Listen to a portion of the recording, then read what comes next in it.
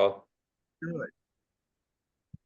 So we are recording, and yeah, what a um more informational sessions. Woohoo. So this one, what we wanted to do was to talk about programs and what, about the more background on the expedition programs. And we're going to be getting back into those in 2 weeks. In 2 weeks exactly, the alumni will be here, which is very cool. And I was just writing all them about the wine tasting. I sent you all an email about that, about the wine tasting, and for that's with the timing on that, that's going to be at 4:30, and we're figuring out whether or not we'll do the graduation then or do it earlier. It depends on whether and how many people can come to the wine tasting. We'll have to see. So hello. So but yeah, for this I've got an agenda here that I typed up. um let's see, did I have it in this?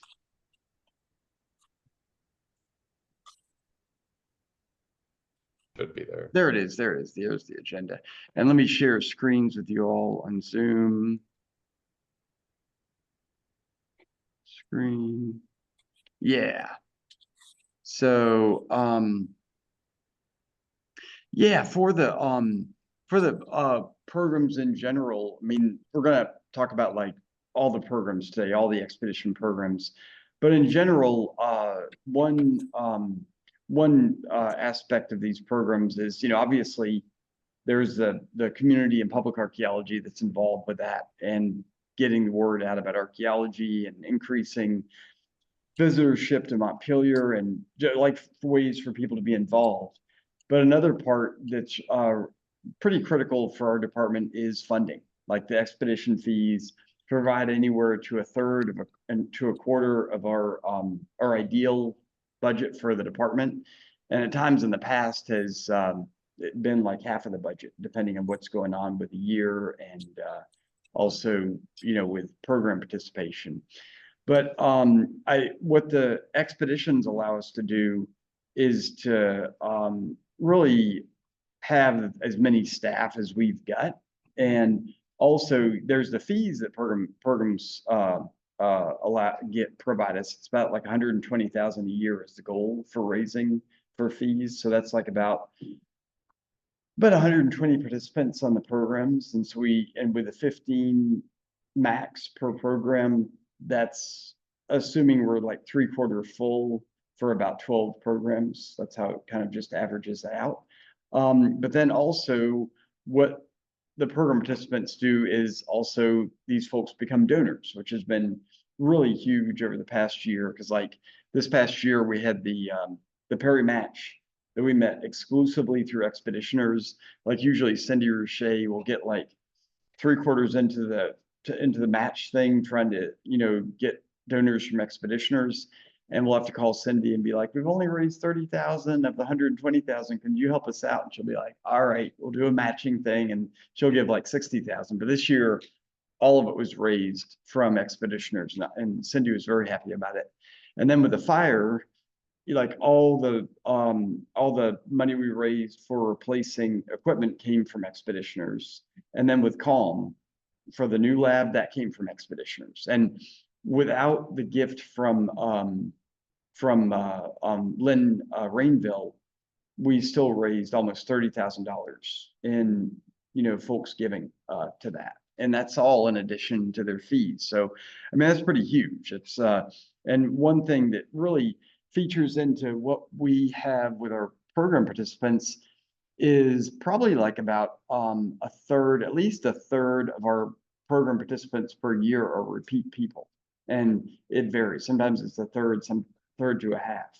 And I it was a couple of years ago, it was 3 years ago, I realized that like it was a year out from when this happened.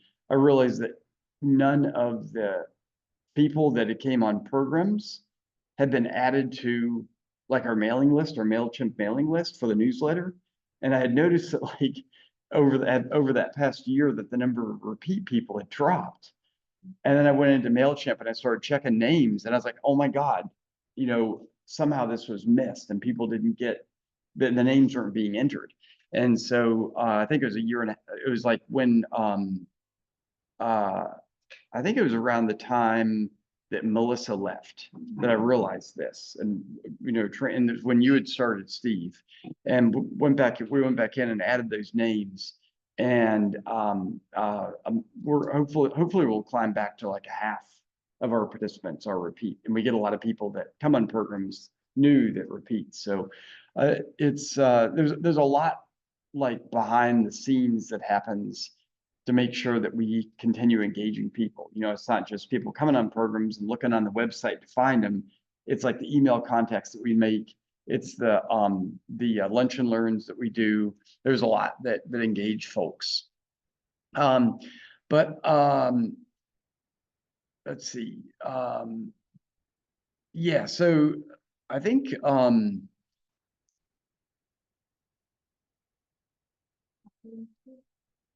oh yeah. No, I was looking at departmental mission met by programs and content reflected in programs. Yeah, I'd say like a lot of what we do as a department is not only reflected in the programs, like the kind of telling hard history and looking for ways to have what we're doing with archaeology be integrated into what visitors see. And that what we've done with like the South Yard and reconstructing buildings, a lot of that has been inspired by being in some ways held accountable by expeditioners. Because if we were just a research department and did archaeology and then it turned into a report or even a story map, it'd be like no accountability. But with people coming back and wanting to be like, what happened? I remember this would happen like 10 years ago.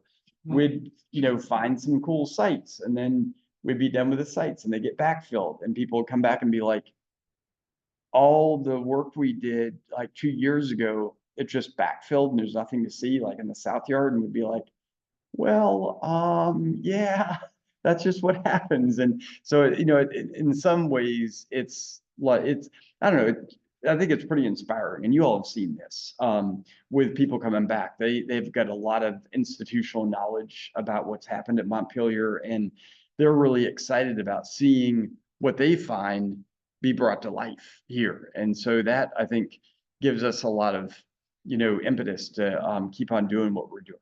I think it'd be pretty boring. I don't know if I'd want to be here for 25 years if it's without that. Yeah. Like Zach, since program, I think it's and they remember excavating dollars. Yeah. Pretty crazy. That's crazy. It is close to 20 years, right? And also like for Zach and Jeff, you all are going to meet them in 2 weeks. They've been coming here since 1990. So it was like before the restoration, before the trust, or before the Montpelier Foundation even existed. So didn't they sleep in the mansion?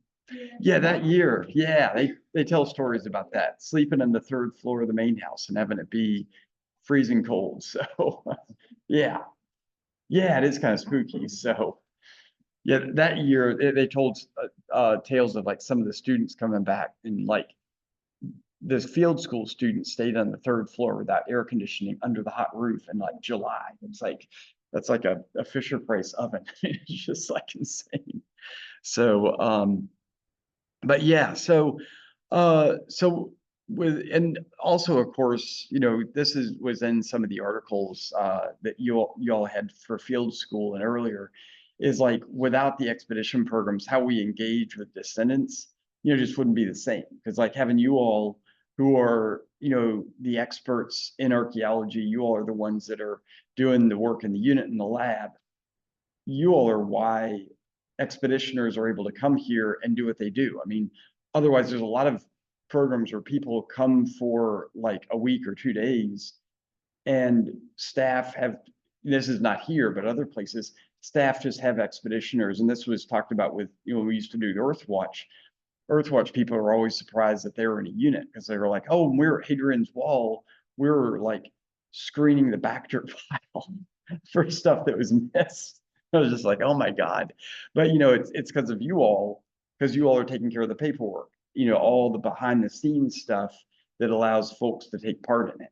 And that's one thing really to, celebrate and recognize for yourselves and for expeditioners to understand as well. So, and also it helps people understand that, there's an art behind the archaeology. It's not just the paperwork, but it's also knowing when the strata change is, or like in the lab, knowing what the whole processes is for the larger process, from washing to water screening to cataloging, and knowing what things to check before it goes into a box and disappears. So there's a lot involved in it. But one thing that, when we're looking at the programmatic choices, and this is, we just did a newsletter with a survey in it that went out, and I'll share that with you all. Make sure you all have it. Are you all on the newsletter list? You all get the newsletter on your personal emails, but also the Montpelier email? Some do, some don't. You haven't gotten it. Do you get it through your personal email? Everybody else get it through your personal email or Multiple emails. multiple emails? I get it from my work email first. I'll sign up. Yeah, no, because I thought I had Arc all on the MailChimp, but MailChimp might not activate that, thinking about it. Because that has to be sent from a Montpelier computer, I think. Otherwise, it's just garbage. So I think they don't want people just spamming like the mail list. So if you didn't get it, send me an email, and then I'll add you to MailChimp. But with what we're looking at with programs and how we make decisions on that, there's a couple of things that go into it. One is there's funding that needs to be met, which is obviously, like with our regular excavation expeditions, all that's funded not only from expedition fees, but also from grants and family foundations and matching donations that were received. So in a lot of ways, like when we do an expedition, people are charged like around about $1,000 to come for the week. It's like $950. But then like the actual costs is closer to around $2,500 if you figure in the week and what's needed to prep for it. And so that is, that amount of money is matched by the donations are received, like from Perry and from the NEH grant, all these other sources of income. So it's like when we make decisions about what kind of expeditions we do, and we'll go over this when we go over all the different types of expeditions and give some examples of it. What we're looking at is, one is funding, and especially if we have to bring on like an outside consultant for the expedition, that's where we always, we have to have like outside funds that would meet that goal. Another thing is also, meeting the needs of Montpelier. Like we're talking about yesterday, like when we're making decisions about what sites to excavate, like what we're excavating next year up at Walnut Hollow, that's something we've been talking to like inside Montpelier and with the MDC like for the past like 3 years. That was actually even before we had parity with the MDC. We had decided to do work at that site. And then in between that time, the work at the burial ground came up, and that was, of course, of top importance with memorialization. So this is the work we're doing up at Walnut Hollow. We did a metal detector survey back on that in like 2002. I think it was it was the fall of 2002, because that was the last one that Mary was involved in. So, I'm sorry, 2022. Yeah, did I say 2002? Was like, wow, yeah, I'm looking at too much history here. But yeah, 2022. And also, with that, what goes into that is like figuring out whether or not, it's a site that meets the needs for interpretation at Montpelier. So for the one up at Walnut Hollow, that's a site that, like when guides talk about the temple, they talk about it like it's in a vacuum of there's no community in that area, where there are homes of enslaved families, like what Dennis found all across that area where the horse graves are. And so it would have, there would have been a whole, sea of households in that area, which is really important for people to understand. And even with metal detector survey, people can begin to understand it. But by spending a season there, knowing where the buildings are, having more understanding about the foundations and actually physically being there, it just makes it, raises the awareness of it. And also could potentially work into doing reconstructions there, like with timber frame buildings, to even make them have even more of a presence. And that gets into like a whole nother set of programs of the log cabin reconstructions.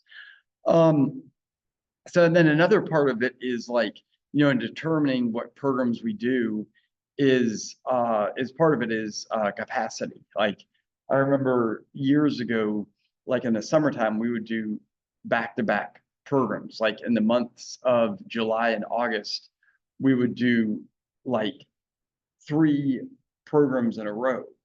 And it was just like this juggernaut where, up until like late August, like people would just be like staff, not people, but staff would be completely burnt out from like program after program after program. And finally, at one of the meetings we had talking with staff about what works, what doesn't, this is like in October, people were like, this is an absolute nightmare.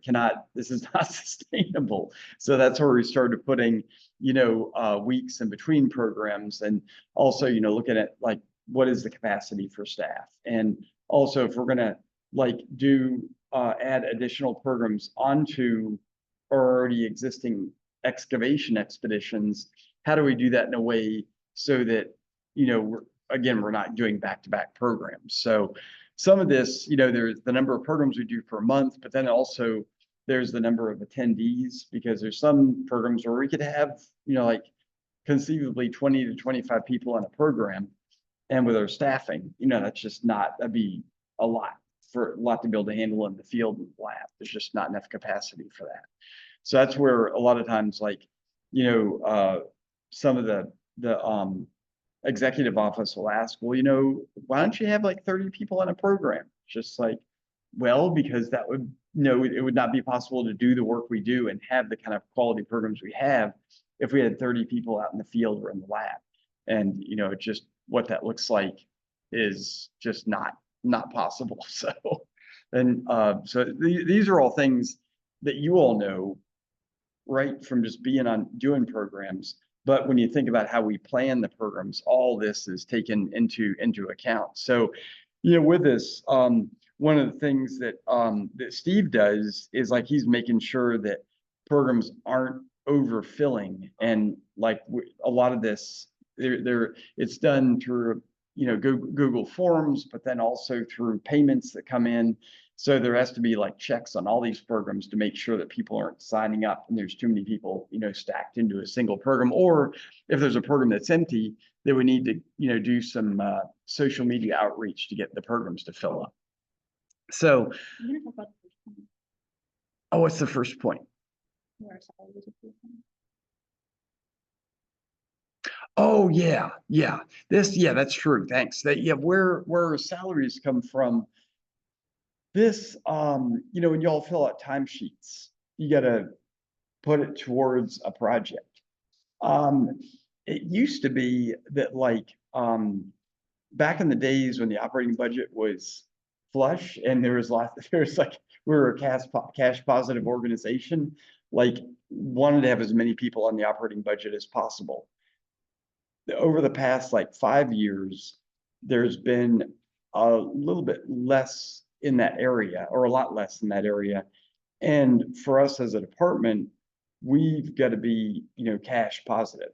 And so that comes from having projects that are funded from not outside of the operating budget. So like the only person that's on the operating budget is me.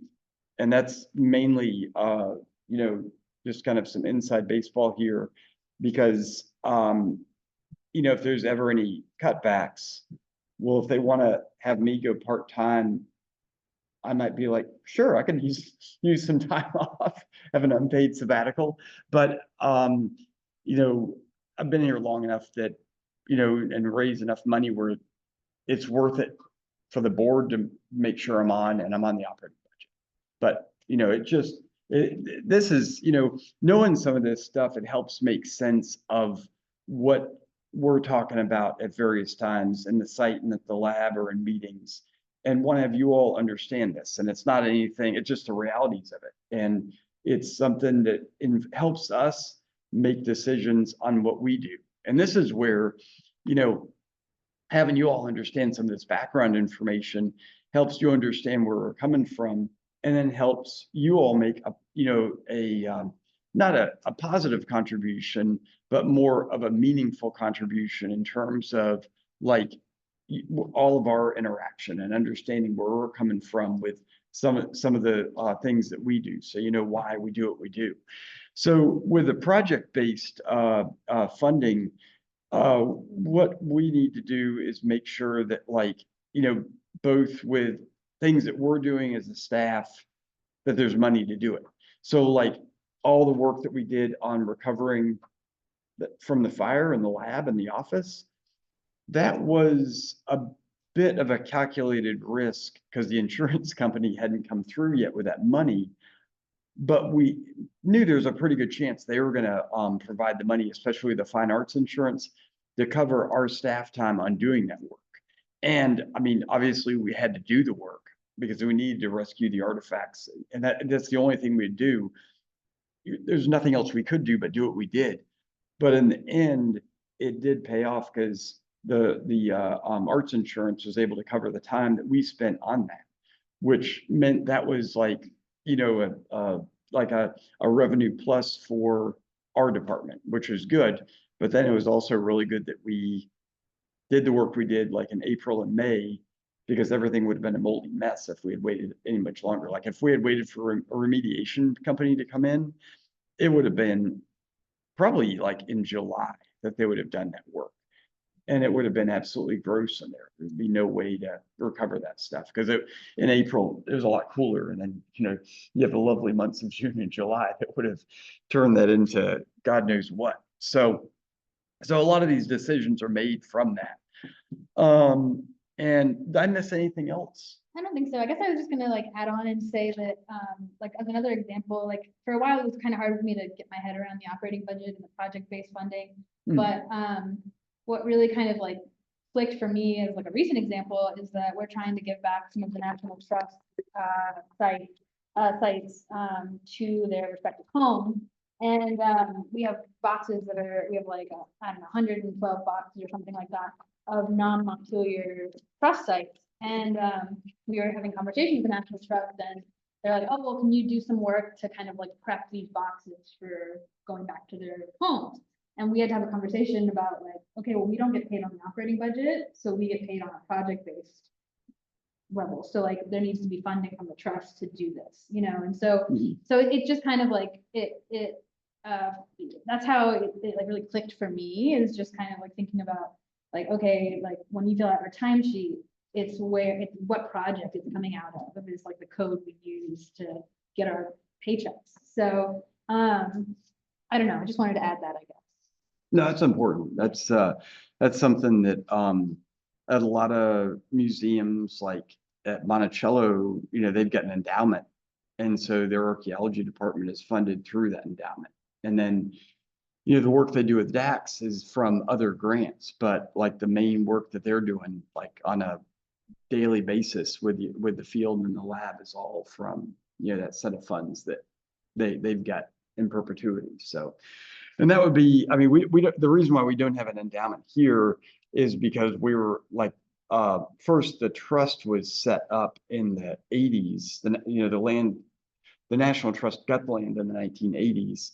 And there was a smaller trust that was, or there's a smaller endowment that was going to be set up from Miss Scott, but all that money that was going to go into that endowment got eaten up by lawyers' fees because her nieces and nephews fought this land being donated to the National Trust.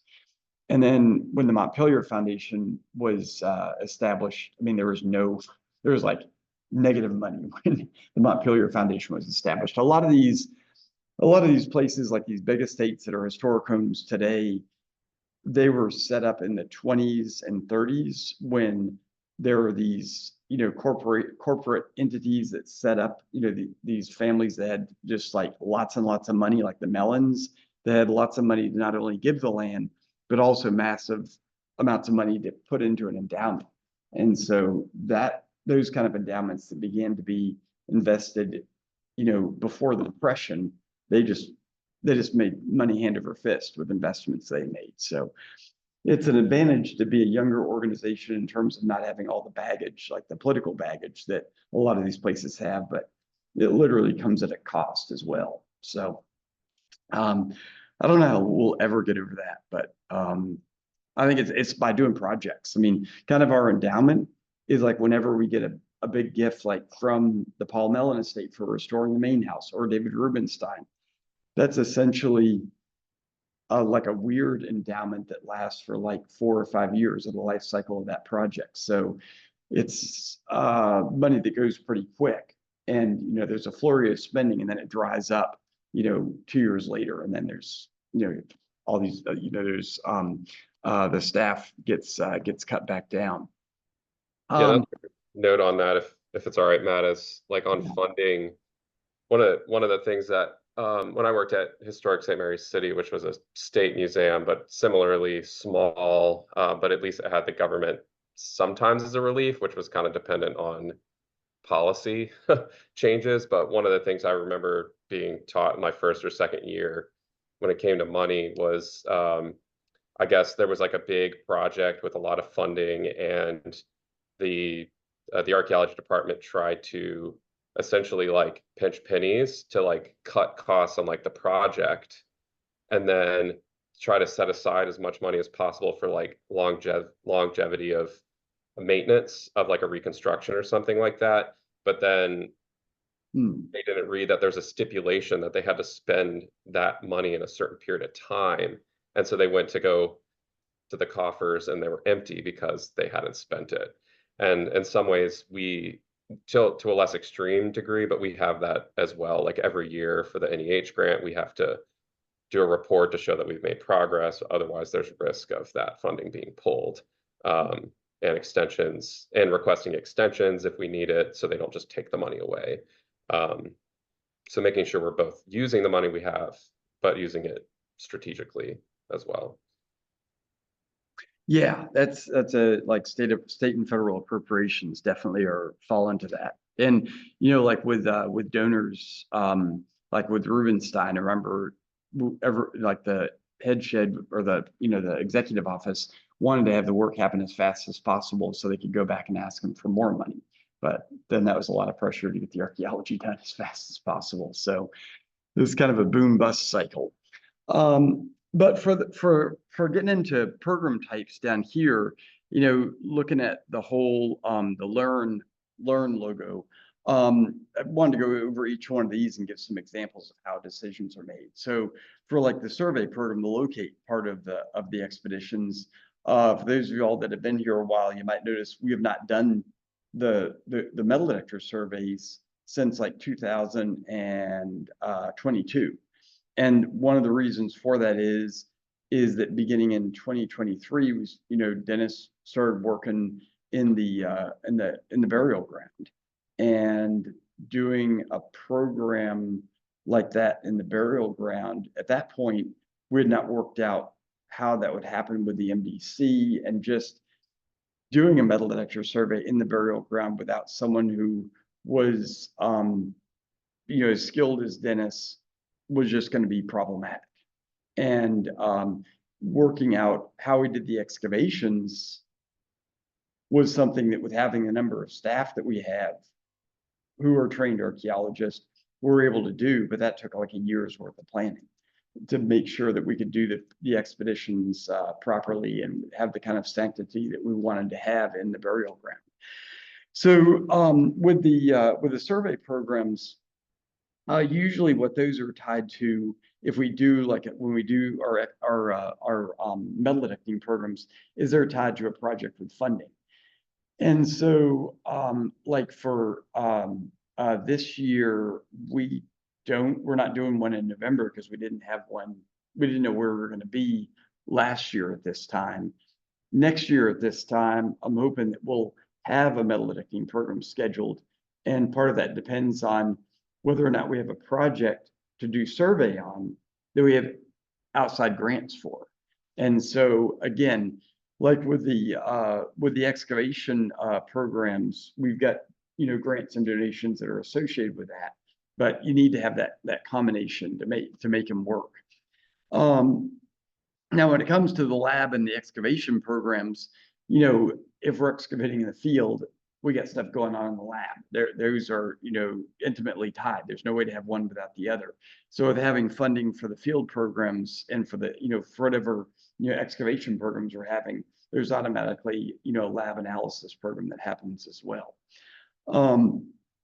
The other kind of programs we do, which is reconstruction, those traditionally used to be like the log cabin programs, like reconstructing the cabins. And that was, you know, we did those as log cabin reconstructions because 90% of the buildings, or probably close to like to 95% of the buildings that were on this property were log.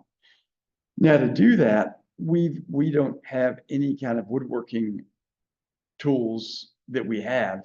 So we years ago started contracting with Craig Jacobs, who has salvage rights in Orange. And I don't know how many, I don't think, have any of you all met Craig Jacobs? So a couple of y'all have. Actually, it is, if you're ever around Orange on a Saturday morning, go to his shop and wear your Montpelier shirt. And Craig is just like our greatest fan. He loves everything that we do. He is the one that reconstructed all the buildings in the South Yard. And for years, we would do programs with him. But a lot of times what would happen is that we would have like 8 participants on the program, and we wouldn't have enough money to provide his fees to cover him for doing the program, because he would have like four carpenters in the program. And then between that and buying the logs and the kind of tools they needed to get, it would be anywhere between 10 to 12,000 for him to do work for the week, but then to set up before and then to finish the project afterwards. And while Craig would do this, and he would accept like, you know, a payment of like $5,000 and take a $5,000 loss.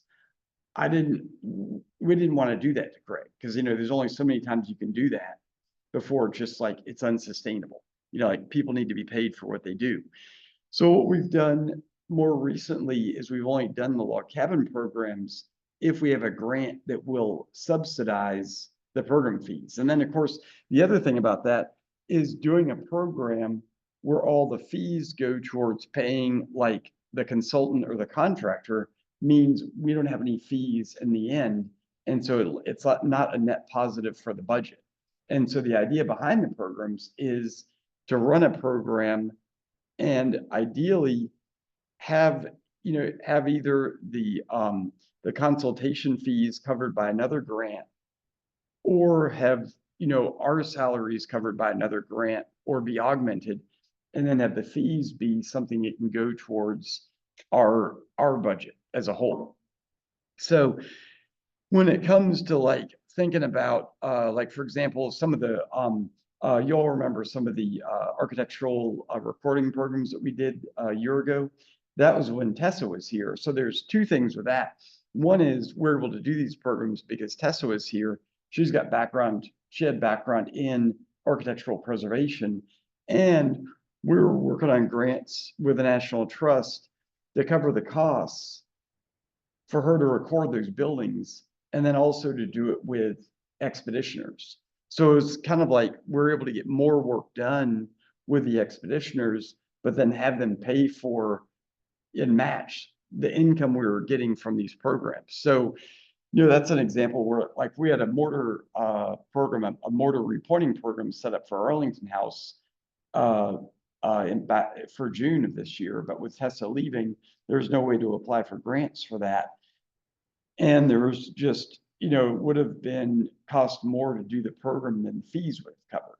So, you know, it's like, we need to do the masonry work at Arlington, but then we also need to have a way to cover the costs. And actually, I was talking when Dave Brown was here, he visited, was that Friday? Yeah, that was Friday. yeah, his boys were here and they got into a fight in the parking lot. Oh my God. Yeah, they were like, they did not come to the site because I was just like, let's pretend we're going to a church, guys. And then they started fighting. It's like, all right, we're not going into the church. Never mind. So, but anyways, he does mortar programs. He does masonry programs. So he's going to look. They just hired a mason at Fairfield. So hopefully might be able to help us out with these programs. We'll have to see. So he said no promises and keep that under your hat, but it's something that might be able to happen. So again, with these, so there were the reconstruction programs, with some of these, like with the cooking programs, like we don't have any grants to do cooking programs, but we try to make those line up with programs that are existing. So we're looking, I think we're either going to do this in the spring or the fall, talking with, Steve and I were talking with Jerome Bias about coming back for a cooking program. And this would be for 2025, and combining it with an archaeology program. So like the first 3 days would be archaeology, and then the last 2 days would be cooking. And the only thing Jerome said is that this time he doesn't want 75 people in the program. So like what happened in April when we had the Descendant program, which is great, but it was just high stress. And you all are going to experience a program similar to this in October, but we're going to do a much simpler meal. Like I think what Leslie Duncan is going to do is basically like a Brunswick stew, and that's going to be it. And maybe bake some bread, because Leslie can't help but bake bread coming from Old Salem. So, and her bread is absolutely amazing. So yeah, so I think the Mannings are going to help out on that. Steve, you said you were going to get some squirrels for the Brunswick stew. And joking about that, we will not put squirrels in the Brunswick stew. Maybe rabbits, because there's enough rabbits around here. Oh my goodness. So, oh, you got, all right. See you, Liz. Bye. See you tomorrow. So, yeah, so a lot of, you unmuted, Steve. What's up? Oh, I was just going to say, and of course, the Brunswick stew has historical traditions here as well. With Edna Lewis. Yeah. Yeah. They're literally, Edna Lewis has a recipe in her Foodways of Southern Cooking, which is Orange County, for Brunswick stew, which we're really excited for. So, but one thing that we sent out was the survey that we sent out on Sunday that has like lists of like different types of programs we want to develop. And one thing we've started to have some really good success at is doing this combination of having a week-long program and then a 2-day program at the end, or even a 1-day program. And so like doing something like, for example, like with blacksmithing, it would be hard for us to do a week-long blacksmithing program because we haven't done a full set of excavations in a blacksmith shop. We've just done a phase 2 in 2021, and we barely touched what's up at the area of the temple site.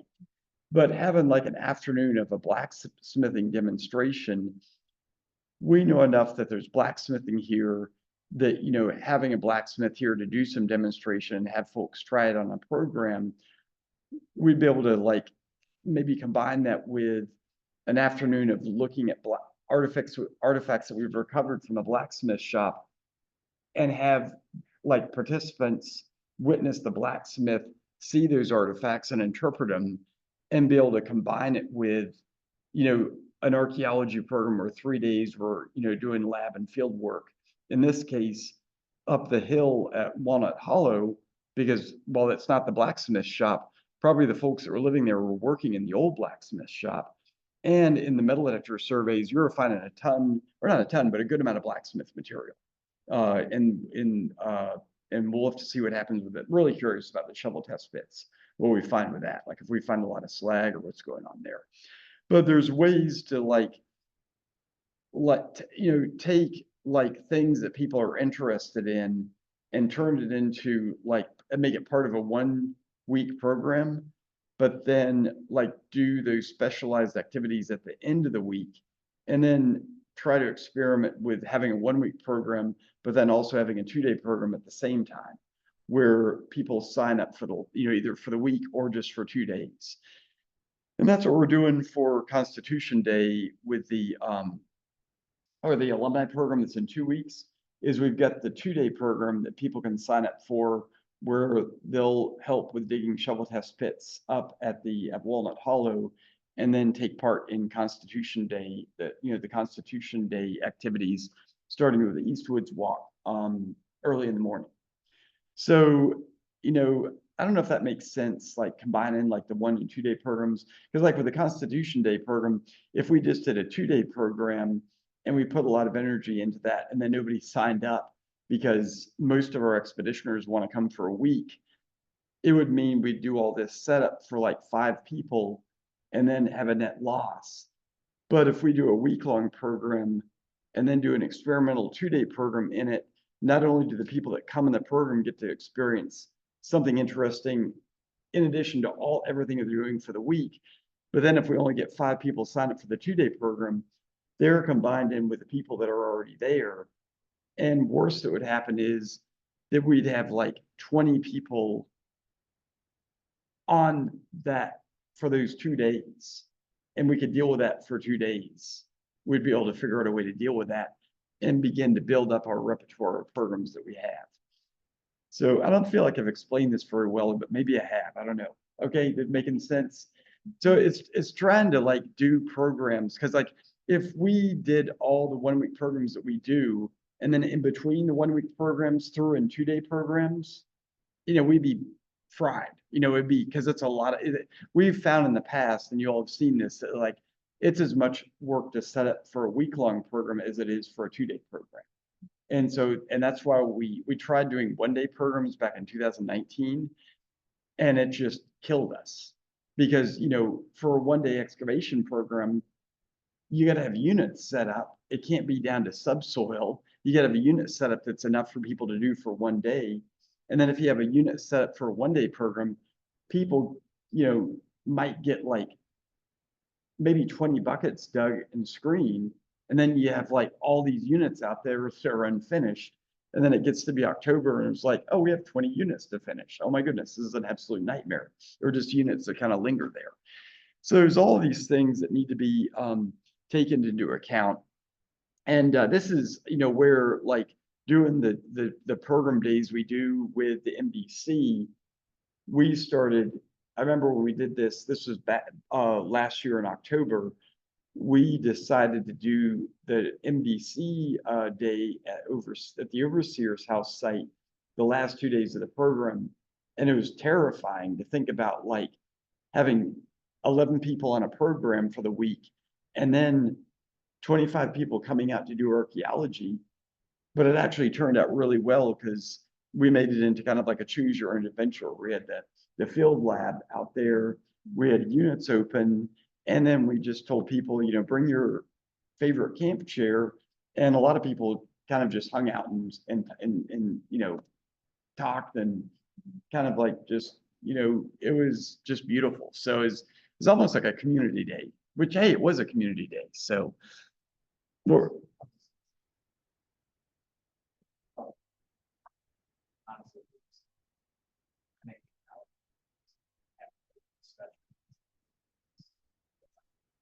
Honestly, it was really amazing. And then at the end of it, to have the dinner over at Arlington House, that was very cool. So I would have been curious to see how the April program worked out if it hadn't rained all day.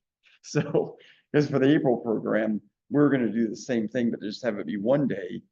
But it was pretty decent from like 8 until 9, and then 9 o'clock the rain started, and it didn't let up until 12:30. And so we had people in the visitor, we had like 60 people in the visitor center, was giving talks to them in there for about 3 or 4 hours. So that was a little insane, but fortunately it stopped raining in the afternoon and we could finish the cooking in the south yard and we were able to do some tours of the site. But yeah, so one of the things that we're going to be doing for looking at the 2025 season is we sent out that survey for like what kind of programs or people are interested in, and getting age demographics and whether people are interested in 3-day programs or week-long programs, and results are still coming in from that. But we're doing a lunch and learn on the I think it's whatever Wednesday is, the Wednesday of the alumni program. So we're doing it that day, and we're going to review the results of the survey. But then also we're doing the advisory group is meeting on next week on Tuesday at 5 o'clock. And so we're going to go over the results of the survey with the advisory committee and see what input they have for programs as well. And then bring all that to the lunch and learn. And then after that, Steve's already started to schedule out the 2025 season in terms of expedition programs. But then based on what comes from the survey is, like how to add on, like innovative 2-day programs onto the end of some of the 1-week programs, and, just see what comes of that. So, let's see. Yeah, that's all. That's the main thing I've got. Does anybody else have anything to add or questions? I just have a quick question. I assume when you said that Craig has salvage rights, that's for timber. Is that correct?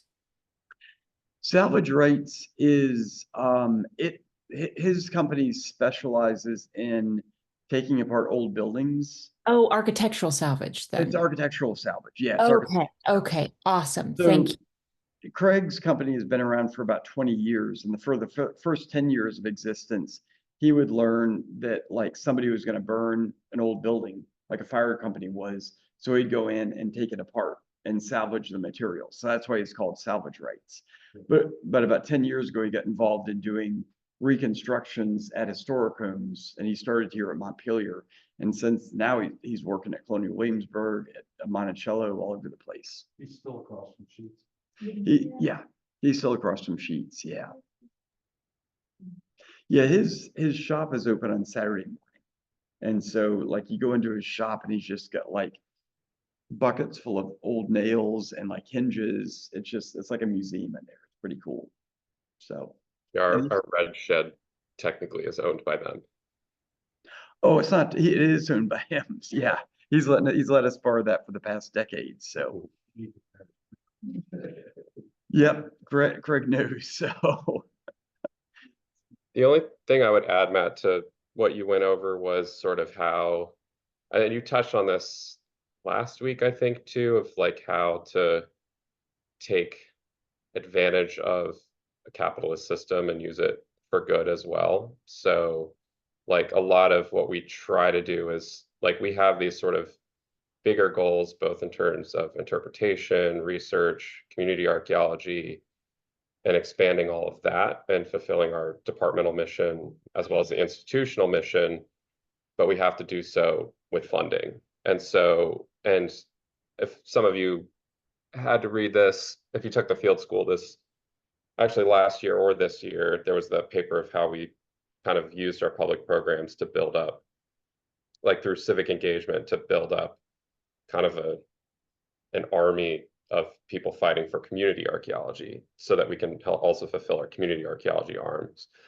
And so basically, I mean, that's the simplest way to put it is in order to do that work, we have to like make money over here to fulfill projects while also trying to make sure those projects are fitting institutional needs, departmental needs, and pursuing kind of ethical or altruistic goals at the same, and trying to hit all of those things at the same time.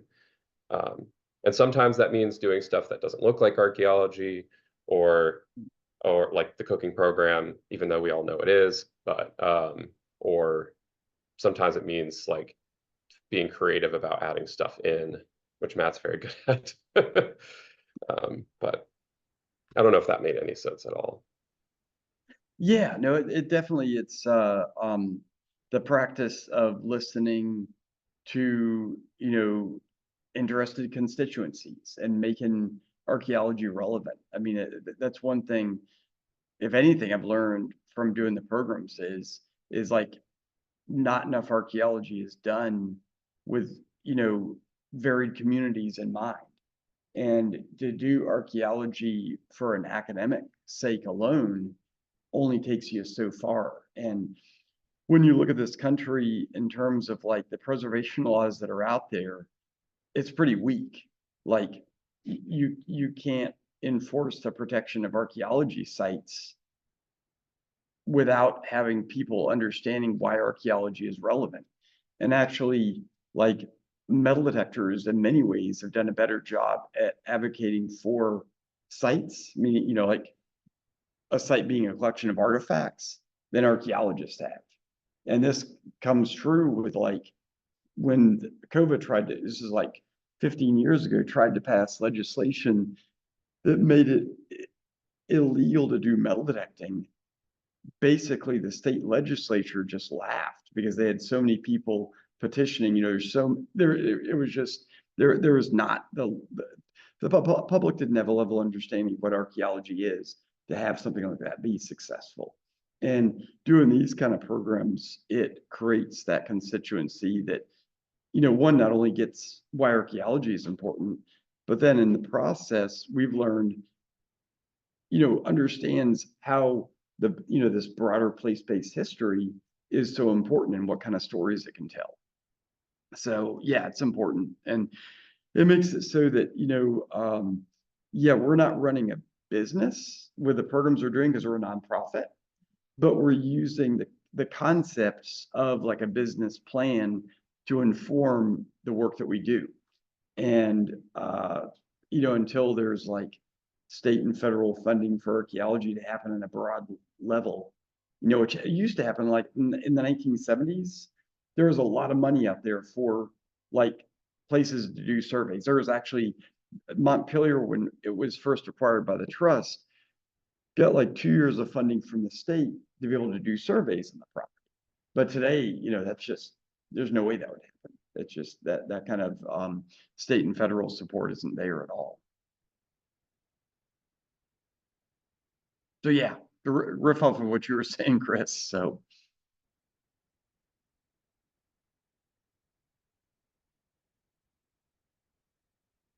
Oh, cool. Anything to add on this, you all?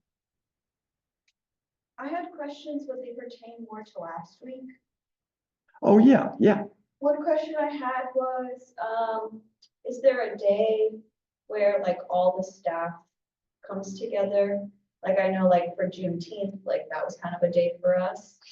But is there other days, like is that how we envision Constitution Day or like the horse races, like as days that like we have like the entire Montpelier staff interacting? We like for Constitution Day, it's I don't think we're gonna have the kind, so far it doesn't look like we're gonna have the kind of attendance that necessitates like an all hands on duty, like everybody on duty for Constitution Day. For race day, that is the case, but like you'll never see a guide because they're all up at the main house, and then we're out in center field, and also we're going to be scattered all over the place because some folks are assigned to watching, you know, staffing the gates when they go down, so people don't walk across the track when the horses are running, you know, across the track. So it's kind of scattered. Yola has been talking about, you know, doing, you know, like get-togethers with all staff to have people, you know, like the thing we did back, a lot of you all weren't here, but the thing we did back in January, where it was a workshop that everybody got together and, you know, talked about like how to work as a group. There's more of that does need to be done, and Yola does have plans for that. And one potential way to do that is like we used to do these Fizzy Fridays where every department would do like once a month do a get together, and everybody would come down and do that. And like at the end of the day, be cool to, you know, initiate some of those. And We used to do yoga, Busy Fridays, the employee picnic every year. oh yeah, We have done that. Yeah. Huh? I love an employee picnic I know employee picnic would be pretty sweet. with like bocce. Oh, there you go. That'd be cool. Gonna pique Steve's interest there. Yeah, there you go. So whoa, Steve just Whoa. exploded. So What just happened, Steve? did you? Is this Zoom AI or? Yeah, we Yeah. used. Oh, sorry. One thing I need to the next time we have a tent, I don't know when we're gonna have a tent again. But like we've done it where when we had a tent, it'll be there for an extra day and then we just do like an employee party at that. That would be something, might be cool to do after races. But the only problem with the races is everybody's so burnt out after race day that nobody wants to be around. I mean, it's just like so intense. So it's, I think we would do that. I can't remember. Oh, it was after Madison Cabinet. But we have not done Madison Cabinet since COVID with a tent in the backyard. We did it Dolly Madison luncheon, and that's when we should do it. It's like after an event like that. So, yeah, but that's something. Hopefully, we haven't had any like all staff meetings in a while. Yeah, Recently. I talked to Jordan about that last week. I was like, it'd be cool if because all the things he was talking about, it's like, it would be cool if some of this got trickled down in unison in an all staff meeting, because we haven't had one in well over a year. I feel like, aside from the tree, the catalpa, and that really wasn't a meeting, but there was a lot of that died with COVID. Like we used to have Christmas parties, the pizza party, which Roy canceled. Like right after the suspensions, there was going to be a pizza party for everyone, and he canceled it. Yeah. I heard people don't like me here, so we're canceling the pizza party. Yep. Well, he was right. So. It's true. No one liked you. There was also that like hiking, like HR used to run these like hiking like once a month, like that. What was that stick walking? Oh yeah, the thing, and Swedish like stick walking. Maybe that's yeah. there was like a Fitbit competition, like how many steps you could get. There was like all kinds of things, but a lot of stuff just died with COVID, sadly. But It died with COVID, and then not having like somebody that was dedicated to HR. Like there's just, we haven't had Jennifer does HR and finance and is just barely keeping her head above water. And then Krista does everything, including negotiating the bond to be paid off. So there was a time when HR was bigger, so I have that as a question. I think you kind of went through like how places were departments were bigger. yeah. HR used to have two people. Like, well, between HR and finance, there'd be like four to five people. Yeah. So there was like somebody that entered in the financial data. There was somebody in charge of finance. Then there was an HR person, and then an HR like assistant. So then there was somebody in charge of all of them. So it's Yeah, I guess there's different rules for how many employees the organization has. I remember when I first got here that they tried to keep it around 100 people, because if they went over, it was a different set of rules that they had to go through with the state or something like that. So I don't think it's money. Yeah. There might be rules like that, but what determines it is money. Yeah, That's just rules for what the money is used for, depending on how many employees are. Yeah, if you have I guess if you, I don't know about, I'm sure there is. I don't know enough about it to say yes or no, Dennis. It sounds like it makes sense, but what I know is that money determines it. And if you have enough money to have over 100 people, then you just go by the rules. But if you don't have money for 100 people, you don't have money for 100 people. So. Sorry, I'm not trying to monopolize. Do other people have questions? Okay. You mentioned last week about the teacher programs. What happens on those? Could we go on one of those? Has anybody ever been on one of those? Oh, you mean the teacher for the Constitution Center? Like what are those like? I don't know if we've done one since COVID. Like we had a teacher program through Archaeology in the community. Yes, I remember. And since COVID, that one, we've just gotten fewer and fewer participants. And I want to talk to Dr. Jones about that, what to do for next year and start planning for it now. But the Constitution Center, I don't think has done a teacher program since COVID. Okay. So I think that teacher programs have been hard too since COVID because, like the Constitution Center had enough money where not only were they doing doing the programs, with no charge for teachers, but we're also paying teachers to be here with a travel stipend. And I don't know if that died because of that went away, or what happened with that? But Yeah, I remember, I can't remember who I was talking to. It may have been Dr. Jones about like it's no longer sufficient to have, it's scholarshiped to cover the cost of the program. They want to be paid because I yeah, think teachers will get paid to do their further learning experiences now. And as teachers don't have enough money. Yeah. yeah, so I think that's one of the things we're up against, unfortunately. So, yeah, it's like for student programs, like for really to be effective at like starting a high school internship program, which we'd really like to do, we need to have money to like pay high school students to be here. We can't just be like, oh, come spend the summer at Montpelier and not make any money. I can't spend the summer not making money. So, and that's where, like one of the, kind of the hopes is that like establishing Calm, we'll be able to go to grant agencies and say, look, we've got this facility and now we want to do this. And we've set this up so we can make it so that, it's more visible to the community and can do like high school internships for GIS. So, and it's kind of like what I'm working with Yola and Jordan to raise money for next year is like for setting up internship programs. And in order to do an internship program, have to have archaeologists that can train people in it. So it's, yeah.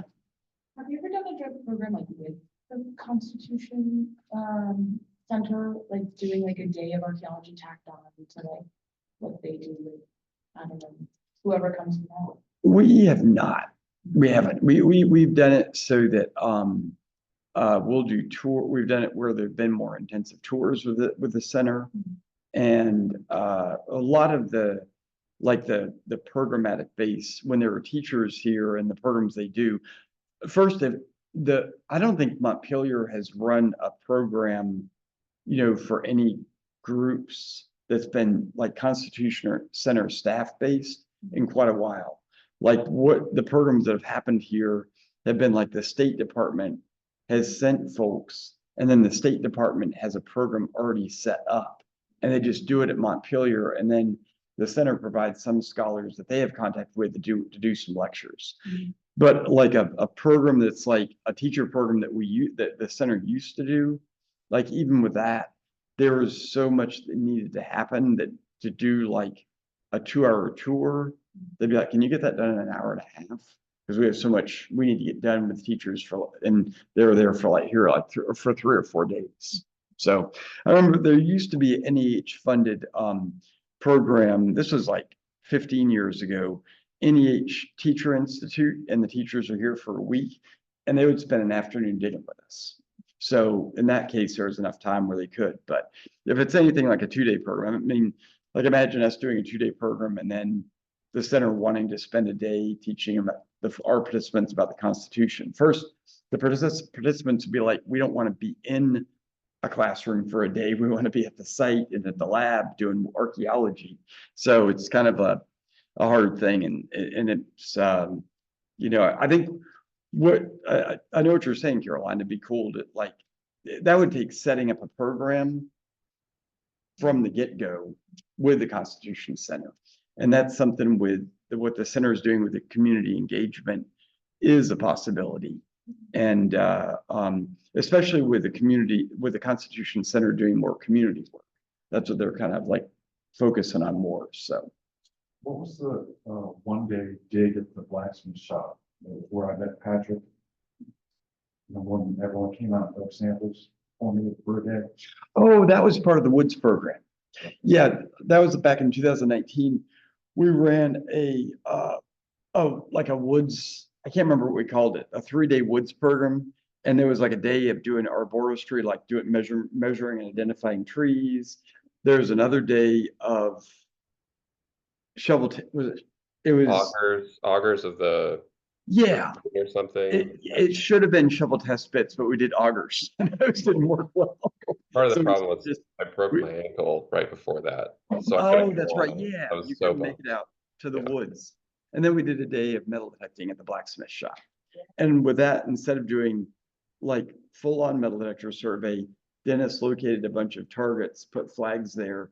And at the blacksmith shop, when you pop the plug, there'd be like 30 artifacts there. And everything was, put everything out on a piece of paper and took a photo of it. And that took up a whole day, which is pretty sweet. So yeah, good job, Dennis. That was, if it had been like, at a normal survey where it's just like there's a nail there, that wouldn't have been as interesting. The core of the blacksmith shop where you could just pick any spot, dig a hole and there was 40 artifacts. It was insane. Yeah, I think Tony and Gene came out to help with that. I do think too, I think it was Alicia asked the question, it was hard to hear about like participating in like cross-departmental training.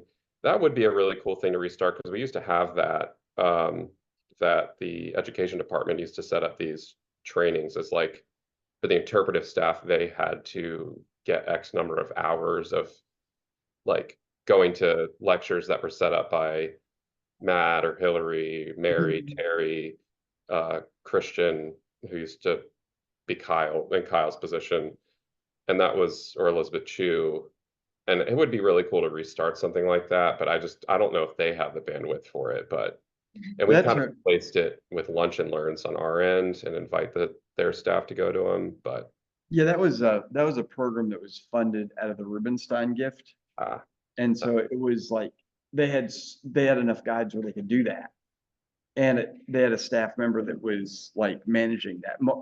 Marcel Sykes was the one who was managing that for a while. And, but yeah, the lunch and learns have kind of been like that, but yeah, it's, something that would be